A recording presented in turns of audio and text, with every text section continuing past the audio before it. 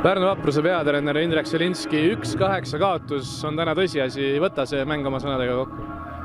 1-8 kaotus. Ega koolipoisilikud vead karistati koolipoiste vastu ära, midagi ei ole teha, et eelmise aasta meister ja mängivad hästi ja et ega siin muud ei olegi, et see ongi taseme vahe praegu. Sinu meeskond oli täna tavapäratult hõre. Mitu senist põhimeest oli puudu? Räägi enda hetke ridade hõreduse tagamaidust ka.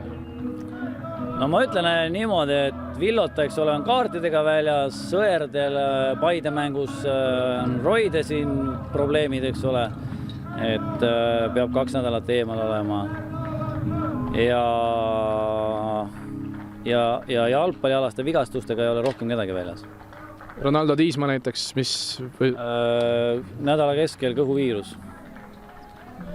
Üks mees langes teie poolt ja teine mees langes Flora poolt ka kohe mängu alguses, Karl Palatu ja Jürgen Loorents. Tundus, et Palatu seis võib natukene hullem olla. Kas sa oled juba kursis ka, mis seal juhtus täpselt ja mis seis on? Ei, no juhtus see, et peavõitluses lõid pead kokku, et seal oli vastu liikumine, aga kui täbar või mis see olukord on, ma ei tea. Selge, aitäh sulle, ma luban siin meeskonna juurde ära. Siin on ka Flora peatreener Jürgen Henn. 8-1 võit, Jürgen, aga võta enda sõnadega mäng kokku.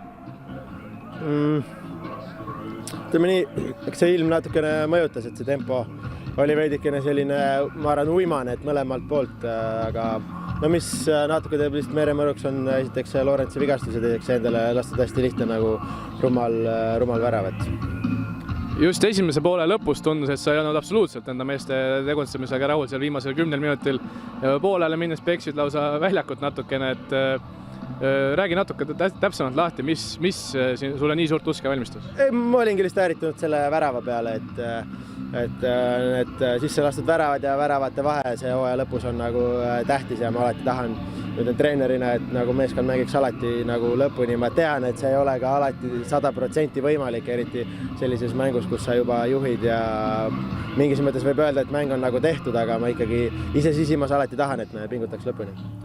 Indrek Selinski ütles enne mängu välja, et tahetakse teie ääred kinni panna ja neutraliseerida Beglarishvili.